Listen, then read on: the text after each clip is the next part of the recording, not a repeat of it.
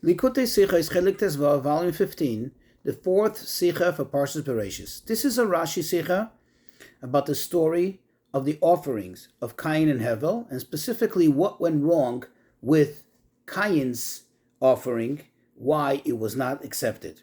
At the end, we'll also have some great insight, both halachic and Hasidic insight.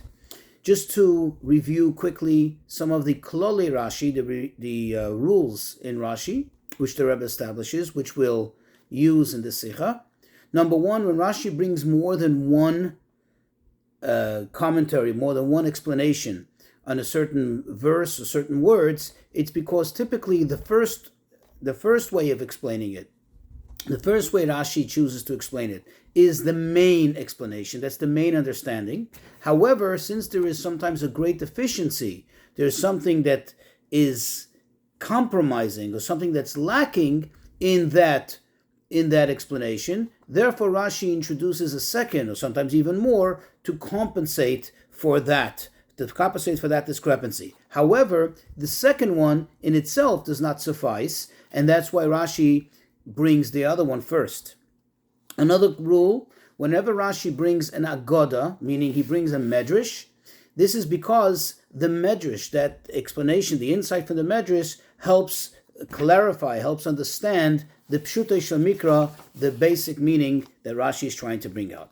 So on the pasuk, in the verse, chapter 4, verse 3, in our parsha, this is the story where Cain made an offering to Hashem, Hevel made an offering for Hashem, and the Torah tells us Hashem did not accept, did not even turn towards, so to speak, the offering of Cain, and rather to Hevel, he accepted it.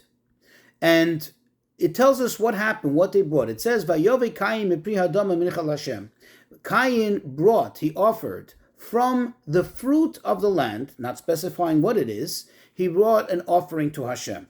So in the heading, mipri hadama, the words from the fruit of the land, without it saying what it is, Rashi explains, min hagarua, that it means from the worst. And then he adds, he says, V'yesh agoda, there is a medrash that tells us that what was this fruit, what was this offering that he brought? That zera pishtan haya, it was linseed, meaning it was the seed of flax, from which we make linen. Now it's obvious that the reason why Rashi explains that it was from the worst is this in order to explain to us, in order to clarify to us why Hashem didn't accept it, right? In other words, it has to make sense. Anybody learning this story, anybody learning this episode needs to have clarity as to what was so wrong with what Cain did. So therefore, Rashi tells us that mipri ha'adama means that it was from the worst. However, what exactly does it add when Rashi brings the medrash? How does that enforce this? How does this enhance what Rashi is trying to say? That's one question. Another issue, the Rebbe says that not in all versions, meaning not in all prints, but there are some prints that actually have another piece to this Rashi, another addition to this Rashi. Where Rashi says, after introducing the medrash, in those versions, it says, dover acher, another thing, meaning another approach, another way of explaining it. That what does it mean, mipri, quote unquote, from the fruits? That it was me'eza shabal yada, whichever came to his hand. That means it was indiscretional. He didn't, loy toiv v'loy mufchar, he didn't really choose, he just took randomly without being specific, without taking special notice of giving the best. Now it's true, says the Rebbe, that in most of the prints this does not appear. But however, this seems, says the Rebbe, to be a very legitimate explanation, and therefore the Rebbe accepts it, as you can see evidently from this Sicha, as if that this is part of the Rashi, since it certainly appears in several prints, several editions of Rashi. Now, the fact that Rashi doesn't suffice with the first explanation, it could be understood because the real question is, if he really did in fact bring from, quote, the worst of the fruit of the land, why didn't the verse just say that? Why did he say it almost in a very euphemistically, mipri hadama, from the fruits of the land, without specifying? it would have been much clearer, and therefore it would have explained the story more in an obvious manner if it would have said that, hey, he brought from the worst. It would have been very obvious and very clear. And that would be a very clear contrast to what Hevel did, where Hevel, the Torah specifies that he brought the best. And therefore, it seems that Rashi is trying to explain to us that it wasn't necessarily from the worst. In other words, it's not obvious that it was from the worst. Perhaps there's another way of explaining it, that it wasn't the worst, but it wasn't the best. He didn't pay attention to it. However, this in itself is not such a good explanation. Remember why this couldn't be the main way of explaining the verse. Because then if this is the case, why did, we'd have a very strong question. One thing is if he brought from the worst, but if he didn't bring from, because that in itself, by bringing the worst, that in itself is a certain affront to Hashem's honor, right? You're bringing a gift, you're bringing an offering, bring the best. But go and bring the worst, that's an affront. But just to offer randomly is not such an affront. Why didn't Hashem accept it at all? So that's why, you have both of them. But the question still remains, what exactly happened here? What exactly took place over here? You see, the first explanation seems to be better than the second one, even though we just explained why we need the second one. But going back to the first one, why couldn't Rashi just suffice with that and explain that it was the worst? And what exactly is he adding by telling us that he brought from the flax seed, he brought from the linseed? What exactly is that enhancing? What is that doing exactly? Why bring the medrash? The answer is as follows. Because if Rashi would have just told us that he brought from the worst, then one would have asked a logical question, an obvious one. What was the point of Cain? In other words, what compelled him to do what he did? Obviously, he felt compelled to bring an offering to Hashem. He wanted to bring something to express his gratitude or his thankfulness, something he wanted to do to show gratitude to Hashem. It wouldn't make sense for somebody who's seeking to show gratitude to go and choose the worst thing. In other words, it wouldn't have made sense for something like that to happen. And that's where Rashi has to explain this in a different way. That it's true that Cain did what he did in his thinking, in his way of rationalizing this. He was actually doing a good thing. In his way of approaching this, it made sense. And this is the reason why Rashi brings the Medrash. He brings the Agada that it was Zera Pishtan in highlight, to explain to us what Cain was thinking. The Rashi is taking us into Cain's mind. Then Rashi says another way of explaining it is, well, he didn't necessarily bring the worst of that kind, but he just brought it randomly without giving it much attention, and therefore it was not the best, it was not the worst, and that was the deficiency. Now, let's go back to this medrash, that it was the flaxseed. What exactly does that do to enhance it? Well, Rashi said, the Rebbe says, Rashi, if you remember, is very consistent. And when Rashi is teaching the quote, the legendary Ben Chomesh Shanim Lemikra, that 5-year-old child, meaning the basic elementary student of Torah, of Chumash, Rashi expects us to have begun from the beginning and go in order, parsha by parsha. Well, not that long ago, in this parsha, remember that in chapter 2, verse 11, over there when the Torah is describing the various bodies of water, the Torah tells us, Shem ha'echot Pishon, that the name of one of the rivers, one of the great bodies of water was Pishon, which was a great river near Egypt, near Mitzrayim. And over there Rashi tells us, why was it called Pishon? Where did it get its name? Why did it earn this name? Because these waters, they caused for the pishton, for the flax seeds to grow, for the linseeds to grow. In fact, Rashi even brings proof from the prophet Yeshayahu, where over there, euphemistically, he refers to the oivdei pishton, to the worshippers of the flax and over there it's obvious that he's referring to the Egyptians. So you see that what made the place so special, what made this body of water so unique, and that's why it earned its name Pishon, is because of Pishton. And this already tells us something very important. Therefore, Rashi has no need to elaborate here. It already tells the Ben Chamishanim Lemikra that Pishton is something unique. Pishton is something very, very special. It's a chashuva thing. And to the extent that a river, an entire river, is named after it, named for the fact that it contributes to its growth. Now we'll understand exactly what was going on in the mind of Cain. You see, the logic of Cain was that what's paramount, what's most important in bringing an offering to Hashem, is that you bring from the best of the kind of thing that you bring. In other words, you bring the very best kind, the choicest kind. Since he was someone who worked with the land, so in his mind, it was the most important, it was paramount to bring from the very best kind, the very best thing. And therefore he chose the flax. To him, this was the very best kind, as we already see, we've established, like Rashi tells us, through the Medrash. However, in his thinking, it wasn't so important that it be the choicest within that kind.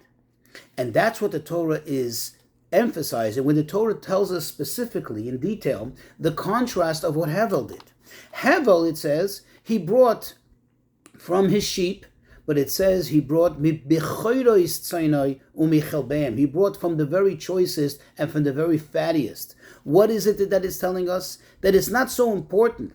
Hevel understood that it wasn't so important necessarily to bring the choicest kind, but to bring the choicest of whatever kind you're bringing.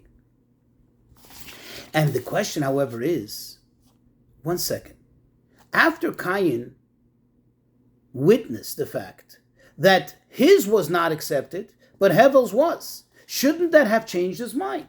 Shouldn't that have caused him to think, hey, maybe I did something wrong? Why didn't that affect him? And the answer is, obviously, like the Torah itself says, La Pesach Chatas Rovitz, there's always the Yetzer Hara lurking right out there on the outside, and therefore the Yetzer Hara unfortunately had a negative effect on him and did not allow him to come to the proper conclusion. Of course, the question could be asked, if the Yetzer Hara was there, then why would he have done something good in the first place? Why did he have even a positive thought in the first place? Well, the answer is the Yetzer Hara obviously cannot totally overwhelm a person and totally turn him away from Hashem. And therefore, what he does is he tries to inch his way in.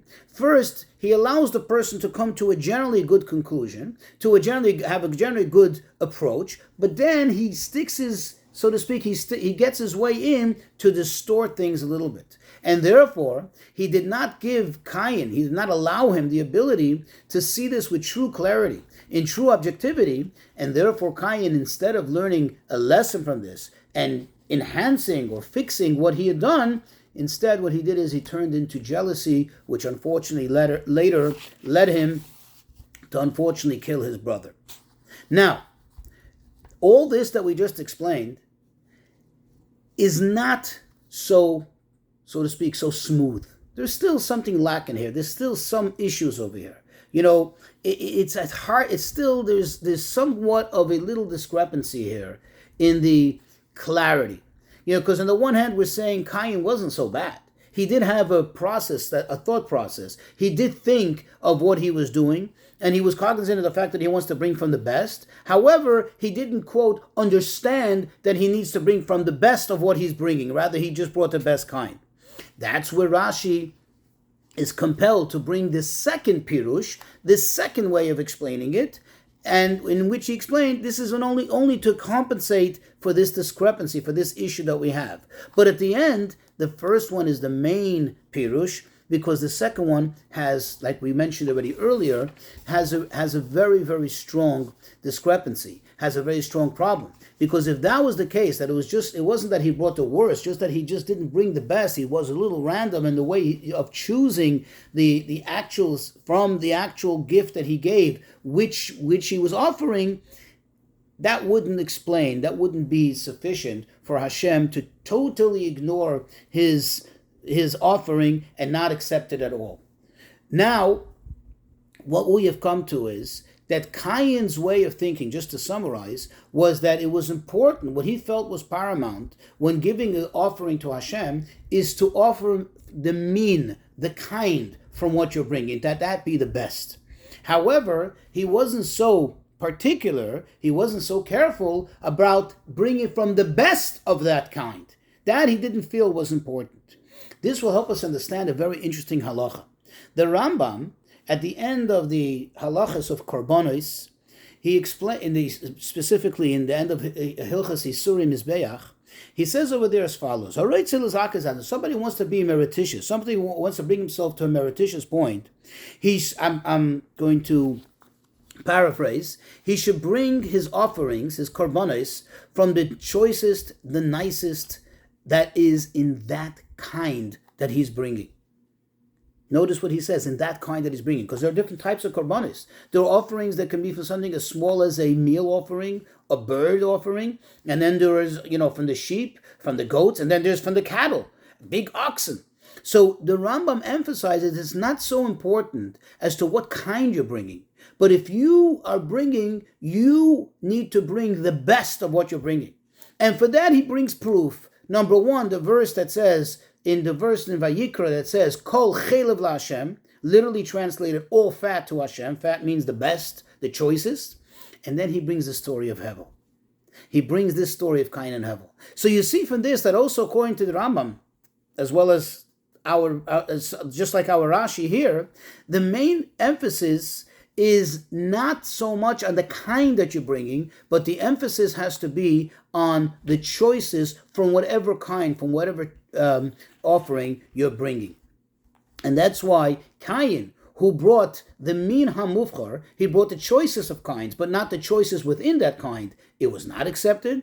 Hevel, who just brought sheep, even though there are more choicest things like cattle and so on, but since he brought the best of his sheep, that was accepted. Now, we need to understand, however, what's the logic in this? In other words, this is the halacha, this is the explanation here, but how do we understand it? So the Rebbe explains, what is the idea?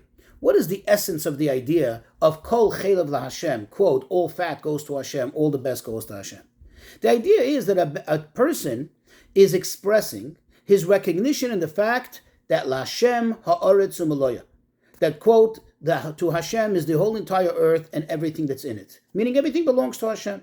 And therefore, what does it give to Hashem? He gives from the best of what he has. Now, since everything belongs to Hashem, all kinds, every single thing from which you can bring to Hashem, whether it's the best, the choicest or not, therefore, it's not so important to choose that kind, the best thing that there is in the earth, in order to give that as an offering to Hashem. Because with that, you would actually be minimizing and saying, oh, only if it's the best, then you can give an offering to Hashem. Only the best belongs to Hashem. Well, maybe something that's less than the best of the kinds, of the species, it's not really so much, it doesn't fit in so much with Lashem Ha'aretz U'Meloya that it belongs to Hashem. And therefore, when a person has the choice, he has the ability to bring from every single kind, any kind what it may be, that expresses the fact that everything, Lashem Ha'aretz U'Meloya, everything belongs to Hashem. However, the person himself, in order to express his Kol Chelev LaHashem, that everything, the best goes to Hashem, therefore from whatever kind of thing he chooses to bring his offering, there he has to make the choice to bring from his best, the best that he can choose from that kind itself. So you have both. You have both the expression, the recognition of Lashem Ha'aretz U'Meloya, that everything belongs to Hashem, and you have the expression of you showing your gratitude to Hashem, you showing your reverence for Hashem by giving Kol Chelev LaHashem, by giving your best. Now, to take it a little bit according to Chassidus, a little deeper, the Alter Rebbe explains that Cain actually made a choice to bring from the flaxseed, because this is something very deep. This was something very mystical. Because the flaxseed, this is a remez, this hints for the linen garments which the Kohen Gadol wore on Yom Kippur. There's a reason why the Kohen Gadol wears the linen garments, especially when he enters the Holy of Holies. Because this is something, linen is something that has a special indication of unity, of oneness. Where do you see it? The way linen grows, every seed grows in its own stalk. One seed to a stalk, like so to speak, to a twig, to a branch. That is the utmost type of unity, oneness. And what Cain desired to do, what he wanted to do on a mystical level, was to draw down this concept of unity, of oneness, and bring it into the world. For example, we just come from Sichos. And Sichos, there's something unique about the 4 kinds that we use on Sichos. We bring them together to make a bracha. And the Gemara says about it that they are all gdelim ba'achva. They all grow in unity together, like in a brotherhood. But what do they have? They have a plurality. Like let's take, for example, the lulav. The lulav are many leaves together, and each one is double. And they come together by being one. You have one lulav. That's an expression of unity. But in the flaxseed, you have it even more. That it's a solid unity because it's one. It's singular. There is no plurality, and that leads to the question: if this is what Cain's intention was, what's so bad about this? He was trying to bring down unity, the utmost expression of oneness and unity, into the world. So why is this wrong? The answer is because there's 2 types of unity. Like we just said, there's a unity where you bring plurality, you bring it together, you make it one, or there's something that is just essentially one. There is no more. It's singular. In this world, the most important expression, and this is what Hashem was showing to Cain, and this is what Cain should have really taken notice, is that what's really important in this world is not the Yachid, but rather the Echad. Yachid means singular. Echad means one. When you bring many things together, it becomes one. Or you can, for example, in the Shema, we don't say Hashem Elokeinu, Hashem Echad, Yachid. Hashem is the only one, singular, but we say Hashem Echad. That notwithstanding all plurality that there seems to be out there, yet everything comes together and it's still one world, one Hashem. This is actually more desired and is greater in Hashem's eyes than the expression of unity, which comes only because there is nothing else. There's only singular. And this is the mistake of Cain. This is where he went wrong. The lesson for us, the sum total of this entire Sicha, says the Rebbe, is the one needs to constantly strive to give from his best, to climb higher and higher in every way possible of hidur mitzvah, beautifying a mitzvah, of doing our mitzvah's best. Give it all you got, but notice the you. It doesn't say give it all their ears, give it all you got. One has to take from his best, not from someone else's best, from your very best that you got, just like Hevel did, and give that to Hashem. But as long as it's your best, then it's the best that Hashem receives, Hashem accepts.